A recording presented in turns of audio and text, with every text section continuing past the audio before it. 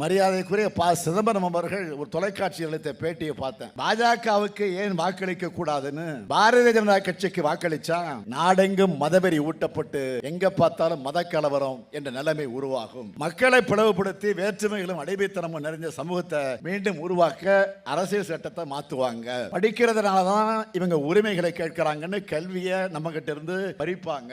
மக்களை சிந்திக்க விடாம தடுக்க வரலாற்றையே பொய்களால மாற்றி எழுதுவாங்க. மாநிலங்களோட உரிமைகளை பறிச்சு மாநிலங்கள் எல்லாம் நகராட்சிகள் மாதிரி நடத்துவாங்க. மாநிலங்கள் இருக்கக்கூடிய மக்கள் சின்ன பிரச்சனைக்கு கூட ஒன்றிய அரசு எதிர்பார்த்து நிற்கக்கூடிய நிலைமை உருவாகிவிடும். மாநில மக்களால் தேர்ந்தெடுக்கப்பட்ட அரசுகள் ஆளுநர்கள் மூலமா செயல்பட விடாம தடுத்து போட்டி அரசாங்கம் நடத்துவாங்க. சொந்தங்கள் மாதிரி வாழ்கிற இஸ்லாமிய கிறிஸ்துவர்கள் இரண்டாந்தர குடிமக்களாக மாற்றி அவங்களுக்கு எதிராக வெறுப்பை விதைப்பாங்க. ஒரே மொழி, ஒரே மதம், ஒரேன்னு ஒரேடியா நாட்டை நாசமாக்கிடுவாங்க.